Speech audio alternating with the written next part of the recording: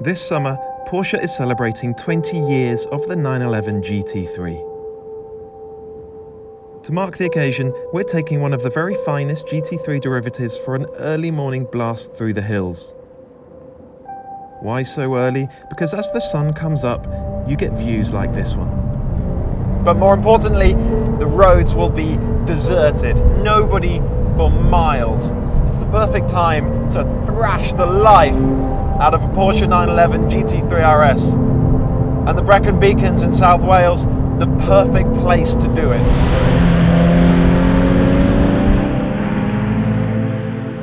The 997-2 GT3 RS was third in the dynasty. It arrived a decade ago in 2009 with a bigger engine than the car it replaced, as well as more power and less weight than the contemporary GT3. It cost a fraction over £100,000 when new, around 20 grand more than the GT3. Many Porsche nuts will tell you today that the 997-2 GT3 RS was the best of the lot.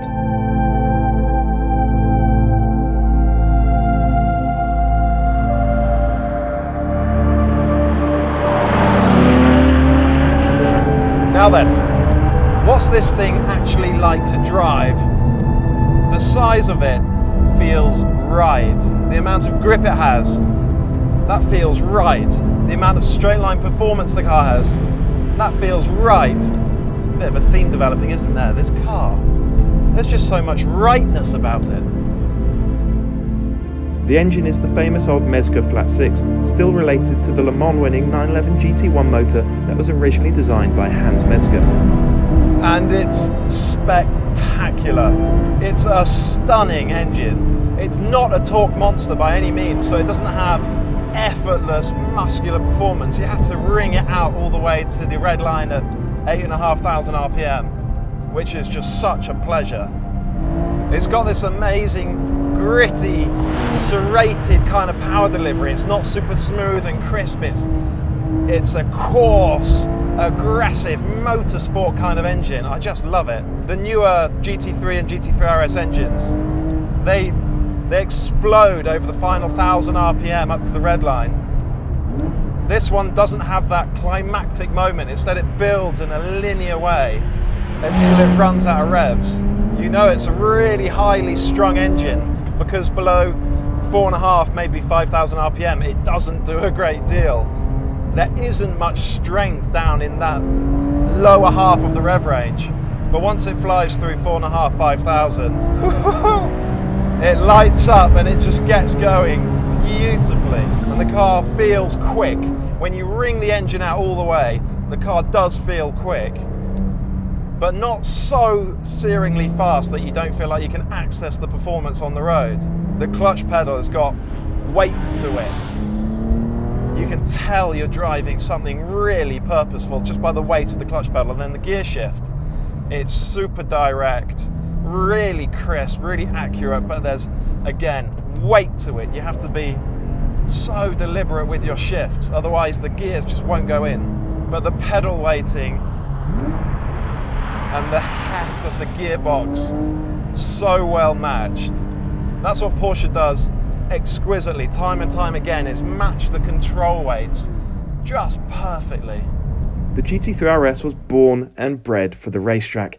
Michelin Cup 2 tyres, wider tracks front and rear, that huge rear wing. But the genius of it is that it works on a bumpy B road as well. It's just so clever. This is a stiffly sprung car. It is firm, it's an aggressive chassis, but the damping is so good that it copes beautifully with a difficult road. In so many other stiffly sprung cars, when you see a really rough patch of tarmac in front of you, you wince and you know you're going to feel it. In this thing, it smothers any of those patches of tarmac. It just seems to glide over them.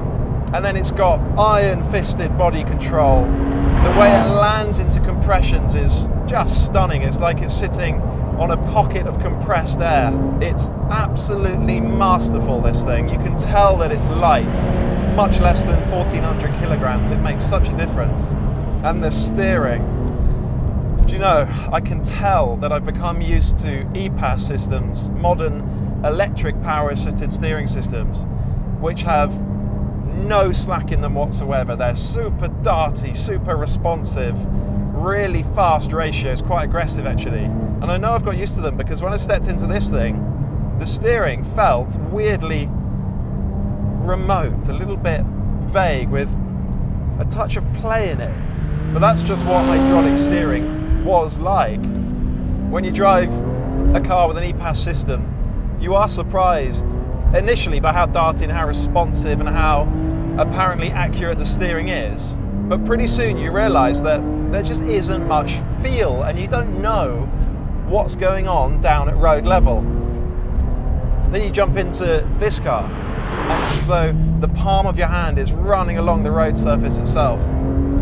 Newer 911s feel less and less like 911s. The engines don't hang out so far over the rear axle, they have more balanced weight distribution. This one though, it still feels like a 911. It still has that really distinctive and unusual weight distribution, so you're aware of the weight of the engine hanging out over the rear axle, and the front of the car feels really light.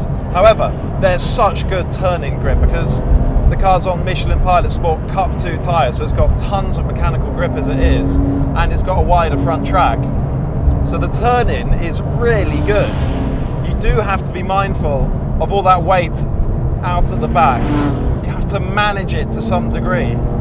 It doesn't feel lethal, it never feels like it's going to bite, but you have to be aware of where that weight is.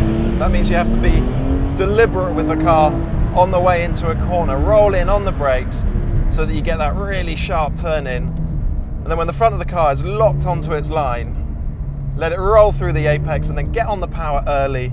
Use that massive traction from where the engine is to just slingshot the car down the next straight. The traction is so strong. In faster corners, the car feels absolutely planted. It just feels nailed into the road surface. The thing that's so special about this car is that it's expressive on the road. There are so many modern cars, much newer cars than this, that are so damn competent that they just feel inert and lifeless on the road unless you're absolutely hammering them. This thing, it feels expressive and it moves around and it responds to you no matter what speed you're going at. It also makes you work, partly because it's a manual, so this side of your body is kept busy. Also because you have to use the revs, you have to get down the gears to get the performance out of the engine. You're working to manage the unusual weight distribution. There's so much going on that you're just never ever bored. You're always busy. That's what makes this car so engaging, so rewarding, and so special.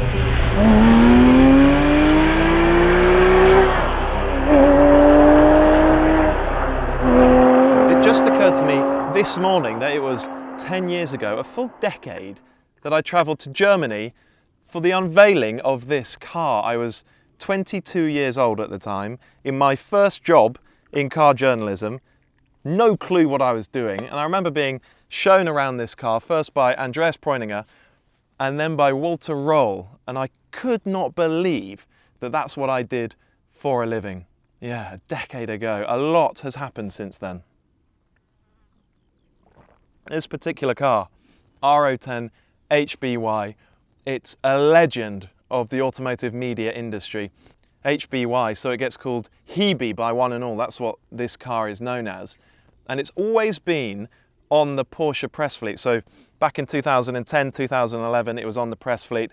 And Porsche GB and everybody else loved it so much, they thought, we'll keep it. So it now lives on the heritage fleet. So it's always been a press car.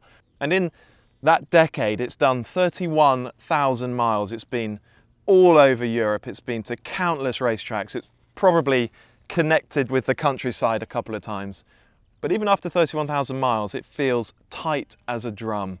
It's a proper hero car, this thing. I really love it. Let's have a proper look around it. Okay, we'll start at the rear of the car because in a 911, the rear is the business end. And this is where you see a lot of the weight-saving measures. So we've got plexiglass for the rear screen, carbon fibre wing. You can see the exhaust tips as well, titanium exhaust. The car weighs 1,370 kilograms. It's about 25 kilograms lighter than a standard GT3. So it's a useful difference, but not massive. If you want to make the GT3 RS as light as it will go, you have to spec the lithium-ion battery, you have to get rid of the aircon and the radio, you have to do all that stuff, and then you can make it a really, really lightweight car. Now, if you're talking about the back of a 911, clearly you have to talk about the engine. Let me show you what I can of it. I promise you it's in there. You can't see a great deal. Normally, in a 911, particularly a new one, it's just a big mass of plastic, but this one you can at least see the top of the engine just about. As I've already said, it's that legendary Metzger flat six, 3.8 litres. It's got 15 horsepower more than the standard GT3 thanks to the titanium exhaust, new intake, higher compression ratio as well, but the same torque, 317 pound-foot, and it arrives further up the rev range, so you have to work the engine a little bit harder. It doesn't have quite that same tractability. 3.8 litres, so the previous GT3 RS had a 3.6 litre engine, subsequent models had 4 litre engines, so this was the only 3.8. Now, of course, there was a 997 GT3 RS with a 4 litre, the 4.0. That car is just about the apotheosis of the whole GT3 RS thing. Super rare car, only 600 built. Now you're looking at £250,000 up to £500,000 to buy one of those. This thing was a fraction over £100,000 when it was new. Today you're looking at about £150,000 up to about £170,000. It'll do 0 to 62 in 4.1 seconds and 193 miles per hour flat out. Now, the better part of a decade ago, this car was doing a 7-minute 33 around the Nürburgring. That's just so fast. Clearly the GT3 RS uses the wider 4-wheel drive body shell. Of course, it's only rear-wheel drive. That makes it 44mm wider across the rear than the standard GT3. It also has 20mm wider wheels at the rear with much wider tyres for that extra mechanical grip. It's wider across the front axle as well, the first GT3 RS to be wider across the front axle than the standard GT3. You can tell by these tacked on wheel arches here, it's 20mm wider. The front wheels are 10mm wider. We've got Michelin Pilot Sport Cup 2 tyres, super grippy tyres that actually work beautifully in the wet as well. This car's got the expensive, weight-saving carbon ceramic brakes as well. Now, you need to have a look at the interior of this car because it's just so purposeful. Now, the 997 911 has always had a very functional interior. It's just very simplistic in here. Newer 911s have much more elaborate, more showy cabins. This GT3 RS takes it to the next level. We've got this gorgeous, thin-rimmed, Alcantara-trimmed steering wheel, fabric door pulls which just scream motorsport, more Alcantara down here, and these gorgeous, super supportive bucket seats. This car has got the big chunky roll cage in the back as well. What it's also got is a huge cubby here where you'd normally expect to find a sat-nav screen or the radio. It doesn't have any form of infotainment at all. It's all about saving weight. This is about as hardcore as the GT3 RS comes. It also does without air conditioning. So on a hot day like today, and it's really starting to cook, the cabin gets sweltering. You have to have the windows all the way down just to keep the air moving. It's all about keeping weight out of the car. This is probably about as hardcore as a 997.2 GT3 RS gets. It's functional in here to the point of being utilitarian. No fripperies whatsoever, nothing that you do not need. But what you have got is a set of beautifully crisp dials with the central rev counter right in front of you, exactly where you need it. In terms of driving quickly, this cabin is just about perfect. Well, there you go. Thank you so much for watching. I hope that goes some way to explaining exactly why the 997.2 GT3 RS is such a special machine. Please let us know what you think in the comments below. I know you will. Give us a thumbs up as well. Subscribe to the PistonHeads YouTube channel if you aren't already. And visit PistonHeads.com as well. I'm sure there's a link around here somewhere. It's a brilliant website. Car forums, classifieds, news, car reviews, the whole lot. PistonHeads.com. Check it out. And while you're doing that, I'm going for one more drive.